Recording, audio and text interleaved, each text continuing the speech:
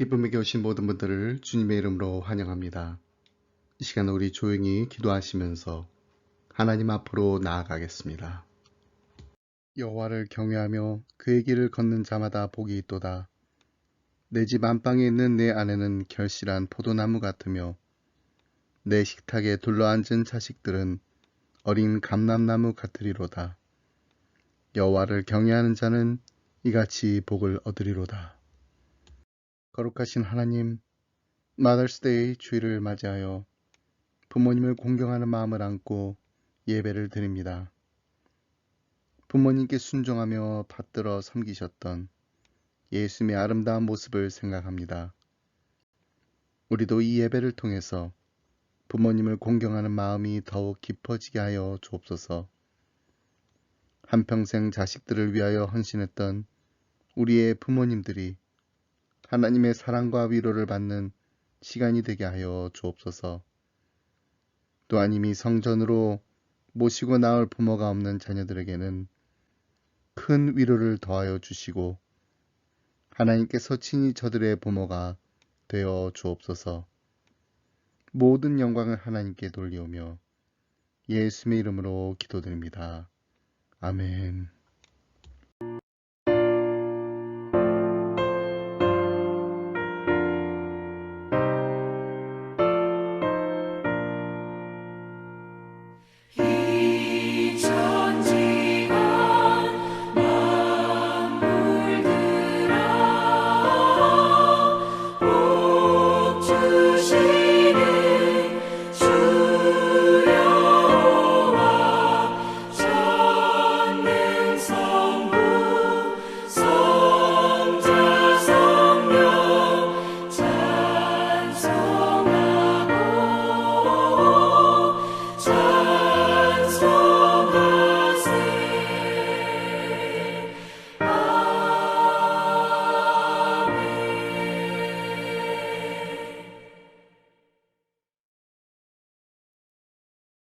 사도신경으로 우리의 신앙 함께 고백하겠습니다.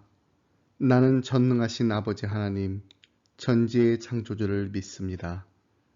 나는 그의 유일하신 아들, 우리 주 예수 그리스도를 믿습니다. 그는 성령으로 잉태되어 동정녀 마리에게서 나시고 본디어 빌라도의 고난을 받아 십자가에 못 박혀 죽으시고 장사된 지 사흘 만에 죽은 자 가운데서 다시 살아나셨으며 하늘에 오르시어 전능하신 아버지 하나님 우편에 앉아 계시다가 거기로부터 살아있는 자와 죽은 자를 심판하러 오십니다. 나는 성령을 믿으며 거룩한 공교회와 성도의 교제와 죄를 용서받는 것과 몸의 부활과 영생을 믿습니다. 아멘.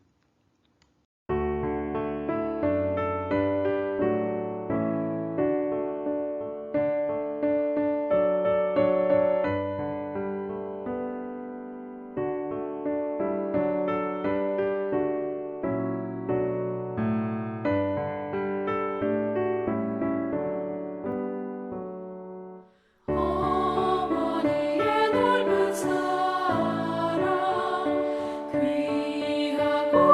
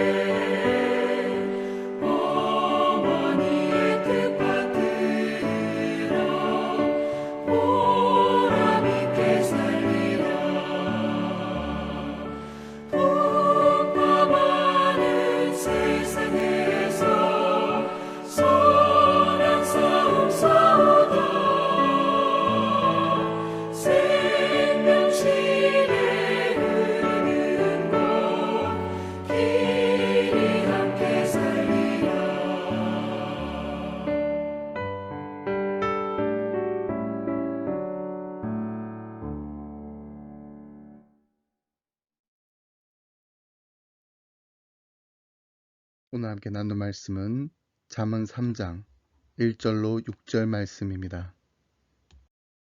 내 아들아, 나의 법을 잊어버리지 말고 내 마음으로 나의 명령을 지키라. 그리하면 그것이 내가 장수하여 많은 해를 누리게 하며 평강을 더하게 하리라. 인자와 진리가 내게서 떠나지 말게 하고 그것을 내 목에 매며 내 마음판에 새기라. 그리하면 내가 하나님과 사람 앞에서 은총과 귀중히 여김을 받으리라. 너는 마음을 다하여 여호와를 신뢰하고 내 명천을 의지하지 말라. 너는 범사의 그를 인정하라. 그리하면 내 길을 지도하시리라. 아멘. 5월 가정의 달을 맞아 온 가족이 함께 잠언 말씀을 묵상하고 있습니다.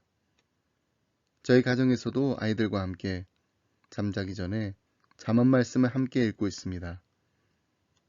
예전에 여름방학 때 매일 잠언 한 장씩 쓰기도 했는데 이번에는 잠언을 함께 읽고 가장 마음에 와닿는 말씀을 한 구절씩 나누면서 이야기의 꽃을 피웁니다. 그리고 나서 기도 제목을 함께 나누고 돌아가면서 한 사람씩 기도하고 마무리합니다. 잠언은 지혜의 보고입니다. 창조주 하나님이 이 세상을 창조하실 때 마련하신 질서와 조화를 아는 것이 지혜입니다. 그리고 그 지혜가 담긴 것이 말씀이기에 그 말씀과 교훈과 훈계를 따라 사는 것이 생명의 길이라고 잠언은 말해줍니다. 그래서 잠언을 한자로 보면 잠은 바늘잠, 찌를잠의 말씀언입니다. 바늘처럼 찌르는 말이라는 뜻입니다. 무감각해진 우리의 마음을 찔러서 잠에서 깨어나게 하는 말입니다. 삶의 전곡을 찌르는 말. 그래서 휘청거리던 우리를 정신 차리게 하고 제자리로 돌려놓는 말입니다. 그리고 영어로는 proverb인데 pro, 앞에, verb, 말한다. 즉 미리 말하는 것입니다. 내가 누구에게 proverb 한다는 것은 그에게 미리 말해주는 것입니다. 이럴 때는 이렇게 해야 한다고 미리 말해주는 것입니다. 그러므로 인생의 나침반이 되는 말이라 할 수 있습니다. 그래서 잠언 1장부터 9장을 보면 내 아들아 들으라 라는 말로 시작합니다. 아비가 자식에게, 스승이 제자에게 지혜를 가르쳐 주라는 것입니다. 잠언 1장 7절로 9절 말씀 보겠습니다. 여호와를 경외하는 것이 지식의 근본이거늘 미련한 자는 지혜와 훈계를 멸시하느니라. 내 아들들아, 내 아비의 훈계를 들으며 내 어미의 법을 떠나지 말라. 이는 내 머리에 아름다운 관이요 내 목에 금사슬이니라. 이 명령이 함축하는 바는 첫 번째, 자녀가 부모의 가르침을 지켜야 하는 것은 선택이 아니라 의무라는 것입니다. 이 명령은 내 부모를 공경하라는 계명과도 직결됩니다. 그러므로 아버지의 훈계와 어머니의 법을 잘 듣고 반드시 그대로 실천해야 한다는 것입니다. 두 번째, 그러므로 부모의 훈계와 명령은 여호와를 경외하는 것을 근본으로 삼아 전하는 말이며 지혜로운 말이 되어야 합니다. 만약 여호와 경외가 부모의 훈계와 명령의 근간을 이루지 않는다면 그들의 훈계나 명령은 하나님 보시기에 어리석은 것입니다. 자녀는 부모의 등을 보고 배운다고 했습니다. 말로만 우리 자녀들을 가르치는 것이 아니라 삶으로 보여줘야 합니다. 잠언을 읽어주는 부모에서 잠언에 나오는 말씀대로 사는 지혜로운 부모가 되어야 합니다. 여호와를 경외하는 것이 지식의 근본이며 지혜의 근본입니다. 그렇다면 여호와를 경외하는 것은 무엇인가요? 한마디로 범사에 하나님을 인정하고 사랑하고 존경하며 순종하는 자세를 말합니다. 하나님 앞에서 우리의 한계를 인정하고 하나님만을 높이며 예배하는 것입니다. 그런데 이런 경외하는 마음이 사람을 사람 되게 합니다. 우리가 하나님을 온전히 경외할 때 올바른 지식이 세워지고 올바른 지혜가 생겨납니다. 하나님이 없다는 무신론자와 내가 하나님이라고 생각하는 범신론자, 하나님은 살아계시고 나를 창조하셨고 세상을 다스리신다고 믿는 유신론자가 같은 사람일까요? 아닙니다. 전혀 다른 사람입니다. 그리고 아주 다른 인생을 살아가게 됩니다. 진정한 인간이 되기 위해서는 인간을 만드신 하나님을 인정해야 합니다. 인정하고 경외하고 사랑해야 합니다. 그럴 때 세상을 바라보는 우리의 눈이 바뀌고 인생을 바라보는 눈이 바뀌고 삶의 자세가 바뀌고 모든 것이 바뀌게 됩니다. 그렇습니다. 하나님을 믿는 사람은 신앙의 눈으로 모든 것을 바라봅니다. 하지만 하나님이 그 안에 없는 사람은 자기의 눈으로 모든 것을 바라봅니다. 두 사람의 세상은 전혀 다른 세상입니다. 이것이 바로 여호와를 경외하는 것이 지혜와 지식의 근본이 되는 이유인 것입니다. 그러므로 부모된 우리가 먼저 여호와를 경외하는 마음으로 날마다 살아야 합니다. 잠언 전체를 통틀어 보면 잠언은 이스라엘의 한 아버지가 아들에게 이르는 가르침으로 시작하여 르무엘 왕의 어머니가 아들에게 전하는 가르침으로 끝납니다.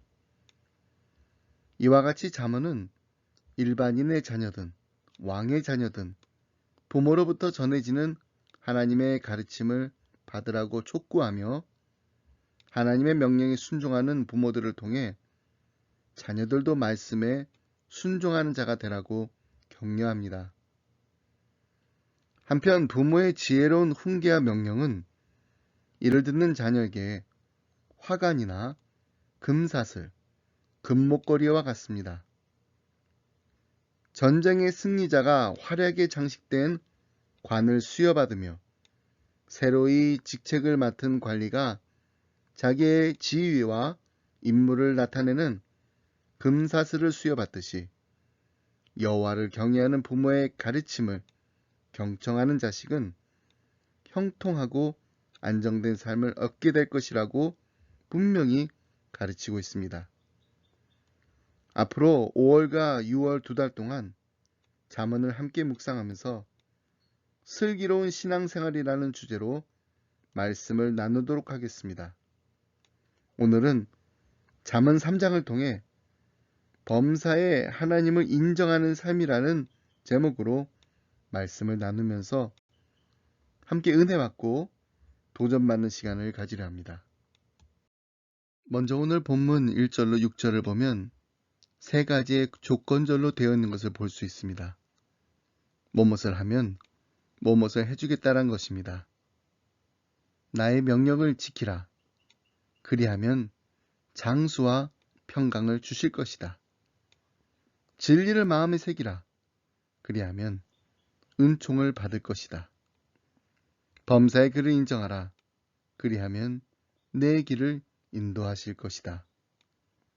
이것을 한마디로 정리해 보면 인간이 복을 받고 지혜를 얻기를 원한다면 하나님과의 올바른 관계를 유지해야 한다는 것입니다.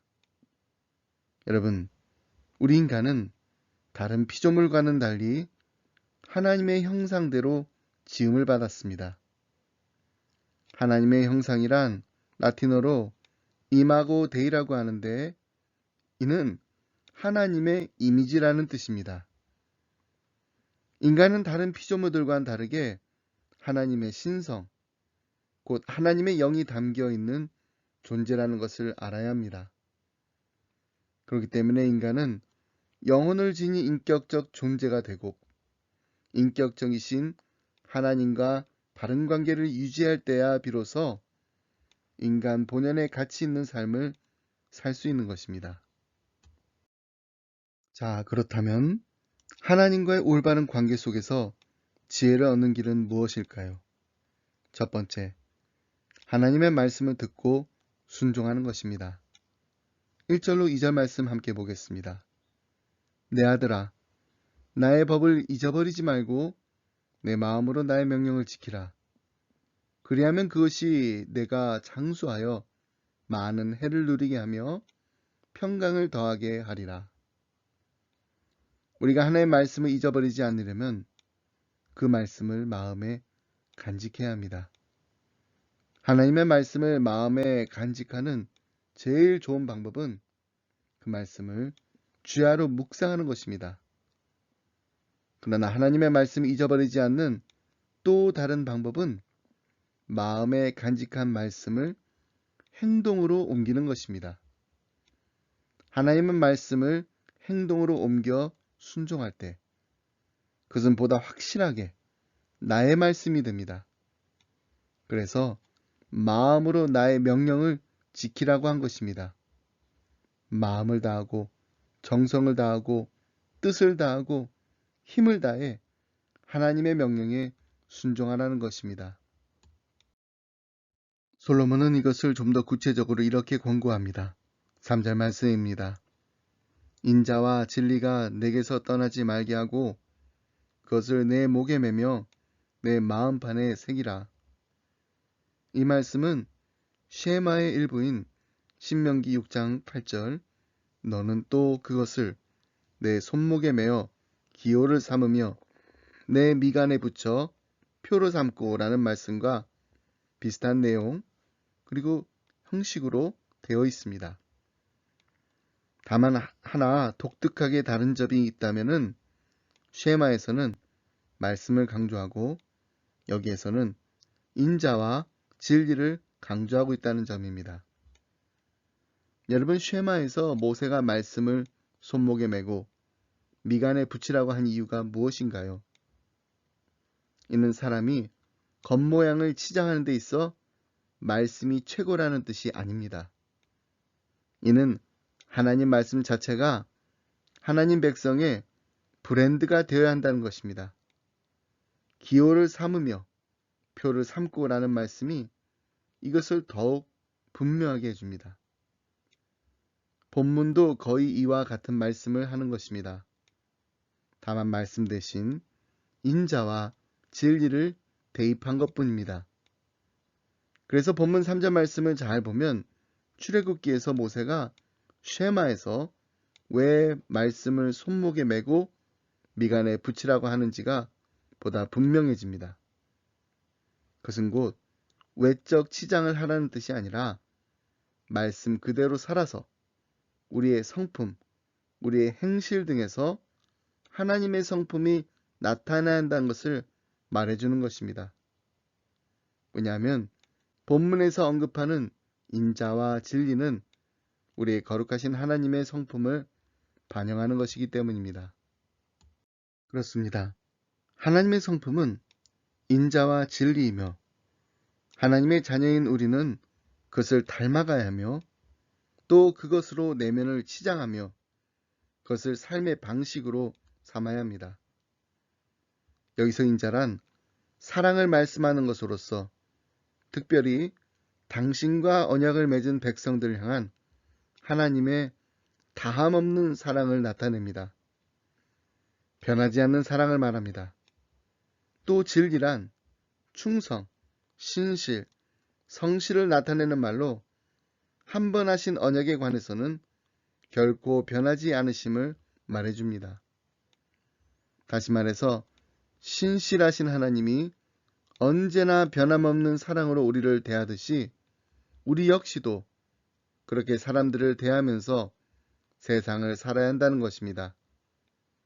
그렇게 살아야 진실로 참된 하나님의 백성이라 할 수 있는 것입니다. 여러분 우리가 살다 보면은 우리를 기쁘게 하는 사람들도 있고 또 우리를 정말 힘들게 하는 사람들도 있습니다. 어떻게 보면 우리를 고통스럽게 하는 것은 환경보다는 사람들입니다. 그런데 사람들 가운데도 우리를 정말 힘들게 하고 아픔을 주는 사람들은 멀리 있는 사람들이 아니라 가까운 가족들, 그리고 믿었던 교우들입니다. 어제까지만 해도 너무나도 가깝게 지내고 서로를 위하고 아끼던 사람들이 하루아침에 변해서 원수지간이 되어버릴 때 우리는 마음에 큰 상처를 받습니다. 그럴 때 우리가 하는 말이 원수라는 말보다는 왼수라고 부릅니다. 이런 이야기가 있습니다. 부부가 한 팀이 돼서 단어 맞추기를 하는 TV 프로그램이 있었습니다. 그날 출연한 부부들 가운데 할아버지 할머니 부부가 계셨습니다. 할아버지가 먼저 단어를 보고 할머니께 열심히 설명을 합니다. 잘 맞추고 계시다가 단어 하나가 나오는데 딱 막히셨습니다. 천생연분이라는 단어였습니다. 그런데 할아버지께서 아무리 열심히 설명을 해도 할머니께서는 도무지 무슨 단어인지 알아차리지 못하십니다. 너무나 답답한 나머지 할아버지께서 그거 있잖아. 당신과 나 사이. 그랬더니 할머니께서 금방 알아차리시고 이렇게 대답하셨습니다. 왼수. 너무나 황당한 할아버지께서 더 큰 목소리로 소리치십니다. 아니, 네 글자로. 그러자 할머니께서 더 큰 목소리로 이렇게 대답하셨다고 합니다. 평생 왼수. 누군가 웃자고 만든 유머인 것 같습니다. 그런데 실제로 천생연분으로 만나서 평생 왼수로 지내는 부부가 참 많은 것 같습니다. 그나마 이 할아버지 할머니 부부처럼 TV 프로그램에 같이 나오실 정도라면 건강한 부부라고 저는 생각합니다. 정말 평생 왼수는 보고 싶지도 않고 말도 하고 싶지 않습니다. 한 지붕 아래서 한 방 안에서 같이 숨도 쉬고 싶지 않습니다. 근데 왜 평생 원수라고 하지 않고 평생 왼수라고 할까요? 예전에도 한번 말씀드린 적이 있는데 원수와 왼수의 차이점은 이런 거라고 합니다. 원수는 같이 살지 않아도 되는 사람이라고 합니다. 그래서 원수 때문에 받는 고통은 힘이 들어도 견딜만 합니다. 하지만 왼수는 다릅니다. 왼수는 같이 살아야 되는 사람이기 때문에 더 힘들다는 것입니다. 보고 싶지 않으면 보지 않으면 그만인데 왼수는 그렇지 않다는 거예요.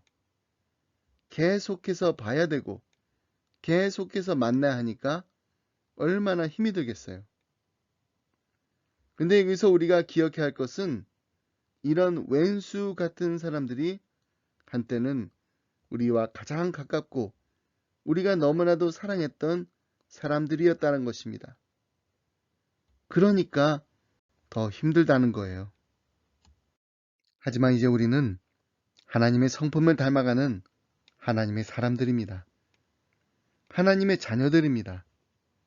우리가 아직 죄인 되었을 때, 우리가 하나님의 원수였을 때 하나님께서는 하나밖에 없는 독생자 예수 그리스도를 십자가에 못 박혀 돌아가게 하심으로 하나님의 사랑을 확증하셨습니다. 그렇다면 우리도 사랑해야 합니다. 용서해야 합니다. 내가 먼저 손을 내밀어야 합니다. 하지만 그렇게 하는 것이 결코 말처럼 쉽지가 않다는 것을 우리는 잘 알고 있습니다. 그런데 이것이 결코 불가능한 일이 아니라는 걸 성경은 분명히 우리에게 말씀해 주고 있습니다. 사도 바울은 로마서 5장 5절에서 이렇게 말합니다. 소망이 부끄럽게 아니함은 우리에게 주신 성령으로 말미암아 하나님의 사랑이 우리 마음에 부음받음이니. 여러분, 우리의 마음에는 이미 하나님의 사랑이 있습니다. 하나님의 사랑은 우리가 노력하고 우리가 열심히 개발해서 얻어진 것이 아닙니다. 성령님께서 날마다 우리 안에서 역사하셔서 우리의 마음에 부어주시기 때문에 할 수 있는 것입니다. 이 놀라운 하나님의 사랑의 역사가 날마다 우리의 가정에서, 우리 교회에서, 그리고 우리의 이웃들과 우리의 원수들과 함께 있는 자리에서 일어나길 간절히 소원합니다. 세상에서 가장 아름다운 목걸이는 인자와 진리입니다. 이 목걸이를 하면 하나님과 사람 앞에서 귀중히 여김을 받게 되는 축복이 있습니다. 4절 말씀에 보면 그리하면 내가 하나님과 사람 앞에서 은총과 귀중히 여김을 받으리라고 합니다. 우리는 사람들에게 인정받으려고 애씁니다. 사람들의 관심사에서 멀어지지 않으려고 얼마나 몸부림치는지 모릅니다. 하지만 이제는 더 이상 그렇게 하지 않아도 됩니다. 우리가 하나님의 말씀을 붙잡고 명심할 때, 우리가 하나님의 말씀을 사랑하고 그 말씀대로 살려고 온 마음과 온 힘을 다할 때, 하나님은 우리를 귀중히 여기시고 사람들 앞에서도 우리를 소중한 사람이 되게 하실 줄 믿습니다. 두 번째로, 하나님과의 올바른 관계 속에서 지혜를 얻는 길은 무엇일까요? 하나님을 전심으로 신뢰하고 의지하는 것입니다. 5절로 6절 말씀 함께 보겠습니다. 너는 마음을 다하여 여호와를 신뢰하고 내 명철을 의지하지 말라. 너는 범사의 그를 인정하라. 그리하면 내 길을 지도하시리라. 여기서 마음을 다하라는 것은 전심으로 전적으로 하나님을 의지하라는 것입니다. 신뢰한다는 것은 내 생각대로 안 되어도 낙심하지 않는 것입니다. 왜냐하면 하나님은 나보다 지혜로우시기 때문입니다. 나보다 나를 더 잘 알고 계시기 때문입니다. 이런 이야기를 읽은 적이 있습니다. 20살의 멋진 청년이 어느 여름날 길을 가고 있었습니다.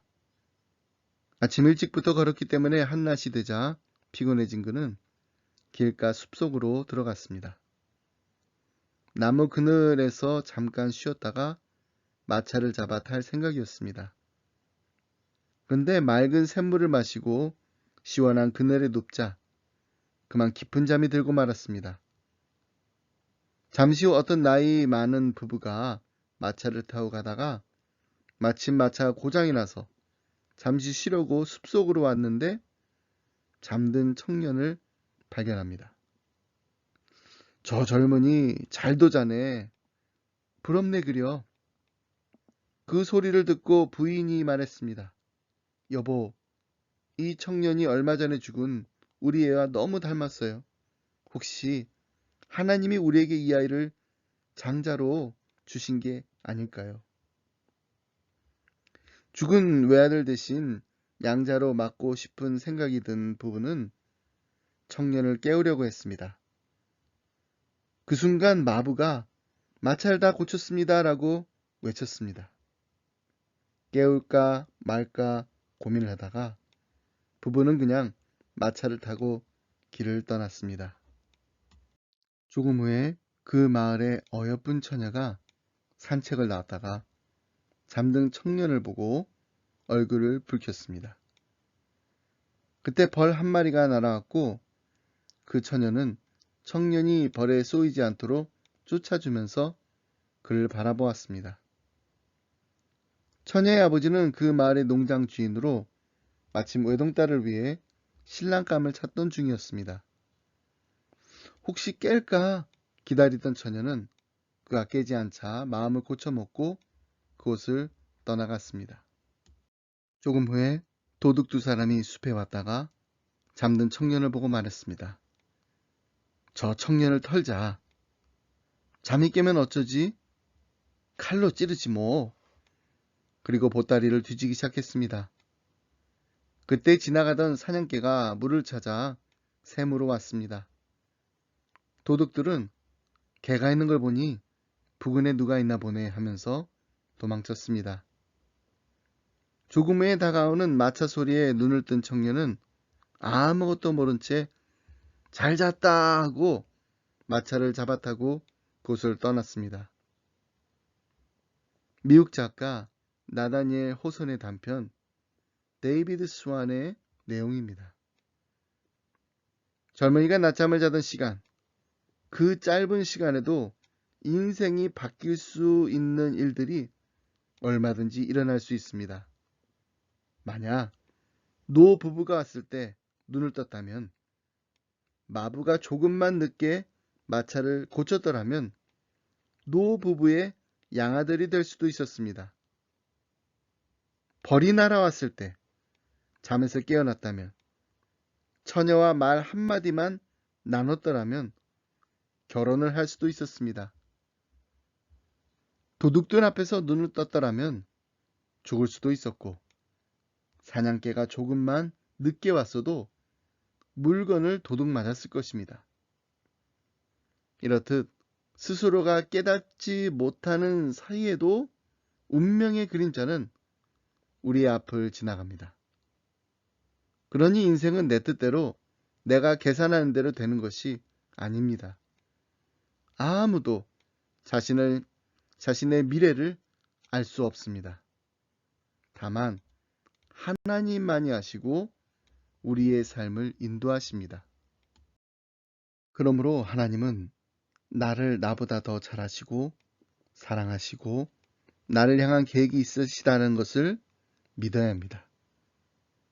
근데 우리는 자꾸 의심합니다. 너무 어설프게 믿습니다. 왜 그럴까요? 그것은 바로 끝까지 자기의 경험, 지혜, 지식을 통해서 얻은 명철을 의지하려는 마음을 내려놓지 못하기 때문입니다. 그래서 우리는 하나님을 잠시 쉬시게 하고, 잠시 뒷방에 주무시게 만들고, 우리의 명철을 의지하다가 일을 망치고 맙니다. 그래서 너는 범사의 그를 인정하라고 한 것입니다. 범사란 무엇인가요? 범사는 생의 모든 행동과 사업, 영적인 면, 세속적인 면, 공적인 면, 사적인 면 모두를 포함한 것입니다. 그러므로 하나님의 자녀들에게 있어서 공사가 따로 있을 수 없고, 영적인 것과 세속적인 것에 구분이 있을 수 없습니다. 모든 것이 다 하나님의 것이고, 모든 면에서 하나님께 영광을 돌려야 합니다. 우리는 교회와 가정, 직장과 사회생활 모두를 하나님께 맡기고 그분과 동행하는 자녀가 되어야 합니다. 그러면 하나님께서 우리의 모든 일을 지도해 주실 것입니다. 이는 단지 길을 지적하고 방향을 제시한다는 의미의 표현이 아닙니다. 지도에 해당하는 동사 야샤르는 곱게 하다, 바르게 하다, 평탄케 하다, 번영케 하다 등 풍부한 축복의 의미가 담겨 있는 표현입니다. 무슨 말인가요? 바로 하나님께서 당신을 의뢰하는 자의 인생길을 바르게 온전케 하시며 그 길의 장애물을 제하신다는 의미입니다. 그 가는 길에 축복과 은혜를 베푸신다는 의미를 전달하고 있는 것입니다. 이 같은 교훈은 솔로몬이 그 아비 다윗의 인생을 통해서 간접적으로 확인한 것이기도 합니다. 그럼 우리가 아는 바와 같이 다윗의 인생을 한마디로 정리하면 범사에 마음을 다하여 여호와를 의뢰하는 삶, 여호와를 인정하고 여호와의 인도를 따라가는 삶이라고 할 수 있습니다. 그는 자기를 주장하기를 거부하였고 오로지 여호와께 의탁하여 모든 일을 행하였습니다. 즉, 그는 무엇을 행하기 이전에 반드시 여호와께 묻고 여호와의 뜻과 인도를 구하는 삶을 살았던 것입니다. 그 결과 하나님은 다윗의 기도를 들으시며 그의 온전한 의지가 되어 주셨습니다. 그야말로 다윗은 오늘 말씀에서 솔로몬이 약속한 바 축복을 경험하며 살았던 것입니다. 하나님께서는 다윗의 길이 의롭고 정직하며 경건한 자의 길이 되게 하셨고 그의 앞을 가로막는 대적들은 모두 촌밀처럼 그의 앞에서 녹아 파멸을 당하였습니다. 궁극적으로 하나님은 그에게 번영과 형통까지 허락하시사 이스라엘 역사상 가장 강대한 나라를 건설하게 하셨습니다. 여러분, 이처럼 하나님께 자기를 의탁하는 자, 자기를 내세우고 자기 생각과 계획, 자기 지혜를 앞세우기보다는 하나님을 앞세우는 자에게 놀라운 축복을 부어주십니다. 혹시 우리의 길이 굽어 있고 그 길에 장애물이 있지는 않습니까? 하나님의 자녀란 복된 이름을 가졌지만 패배와 절망의 수렁에 빠져들고 있지는 않습니까? 그렇다면 먼저 하나님을 의뢰하시길 바랍니다. 범사에 하나님을 인정하시길 바랍니다. 그리할 때 하나님께서는 분명히 우리로 하여금 거침이 없이 당당하게 길을 걷게 하시며 기쁨과 감사와 만족과 평안을 누리며 걷도록 축복에 축복을 더해 주실 줄 믿습니다. 말씀했습니다. 저희 집 큰딸 사나이가 버지니아에 살 때 한국학교 낱말 경연대회를 나간 적이 있습니다. 교회 대표로 나갔는데 다른 교회에서 나온 아이들과 같이 최종 파이널까지 올라가게 되었습니다. 다들 낱말로는 높은 점수를 받아서 최종 우위를 가릴 수가 없어서 짧은 글짓기로 최우상을 정하는 것으로 심사위원들이 의견을 모았다고 합니다. 3가지 낱말을 주었는데 그 중에 하나가 아빠였습니다. 다른 친구들의 글짓기는 어떻게 했는지 모르지만 사랑이는 아빠에 대해서 이렇게 썼다고 합니다. 우리 아빠는 날마다 운동을 합니다. 그때 제가 한참 다이어트 한다고 매일 운동을 하고 있었을 때였는데 마침 아빠가 운동하는 모습이 글짓기를 하다 보니 생각이 났나 봅니다. 그날 최우상을 사랑이가 받았습니다. 아빠 덕분에 최우상을 받았다고 딸 자랑하려는 게 아닙니다. 나중에 제가 글짓기 주제로 아빠가 나왔다라는 말을 듣고 순간적으로 이런 생각이 들었습니다. 혹시 우리 사나이가 아빠는 날마다 TV를 봅니다. 이렇게 썼으면 아빠 체면이 정말 아니었겠다. 여러분, 오늘이 마더스데이입니다. 어머니 날을 맞이하여 우리 자녀들이 우리 엄마는, 우리 아빠는 이란 주제로 글짓기를 한다면 어떻게 쓸까요? 어떻게 써주기를 바라시나요? 다른 무엇보다도 우리 아빠는, 우리 엄마는 말씀을 너무너무 사랑하는 부모님이셨습니다. 말씀을 날마다 묵상하고 말씀대로 살려고 말씀과 씨름했던 우리 부모님이셨습니다. 하나님을 경외하는 삶이 얼마나 축복된 삶인지를 우리 부모님을 통해 알게 되었습니다. 볼 수 있었습니다. 범사에 하나님을 인정하고 하나님만 의지하고 신앙적인 모험이 있을 때에도 하나님께 순종하는 부모님이셨습니다. 이런 아름다운 고백이 우리의 자녀들의 입술에서 흘러 넘치는 기쁨의 가정들이 다 되시길 주님의 이름으로 축복합니다. 하나님 아버지 감사합니다. 잠언 말씀을 온 가족이 함께 묵상하며 다시금 우리 기쁨의 가정들이 하나님을 경외하며 하나님의 성품을 닮아가는 믿음의 가정들로 굳건하게 세워지게 하심을 감사드립니다. 우리의 인생에 가는 길이 막혔을 때 온전히 하나님만을 신뢰하게 하여 주옵소서. 하나님 앞에 먼저 조용히 무릎 꿇고 기도하며 나아갈 때 하나님의 지혜를 얻게 하여 주시고 하나님의 도우심을 경험하게 하여 주옵소서. 사랑하는 우리 자녀들에게 하나님의 말씀을 입술로만 가르치는 것이 아니라 우리의 삶으로 보여주는 믿음의 부모가 되게 하여 주옵소서. 온 마음을 다하여 하나님만을 의뢰하고 우리의 명철을 의지하지 않는 지혜로운 부모가 되게 하여 주옵소서. 말씀 안에서 말씀과 함께 말씀이 이끄시는 대로 순종하며 살아가는 말씀 충만한 기쁨의 가정들이 되게 하여 주옵소서. 이 모든 말씀 예수 그리스도 이름으로 기도합니다.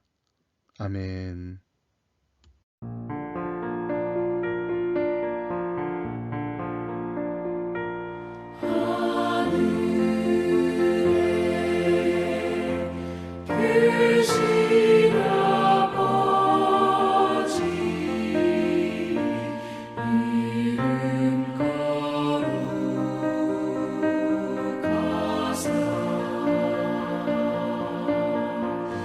주님 나라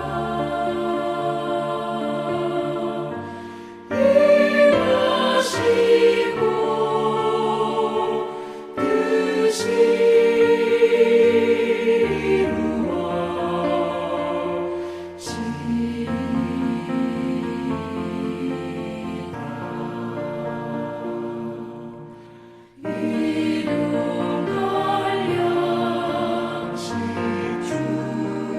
뜻이 우리들의 큰 죄 다 용서하옵시고 또 시험에 들게 마시고 악에서 구원하소서. 내게 주의 나라 주의 권세 주의 영광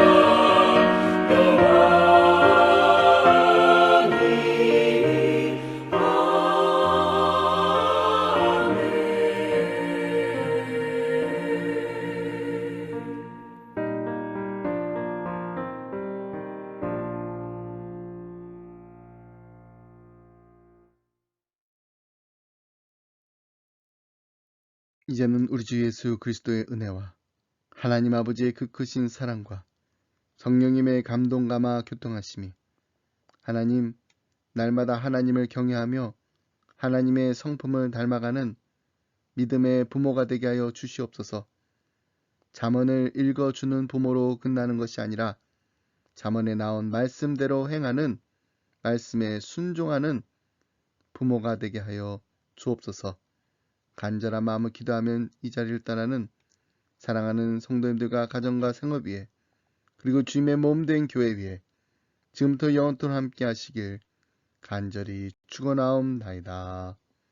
아멘.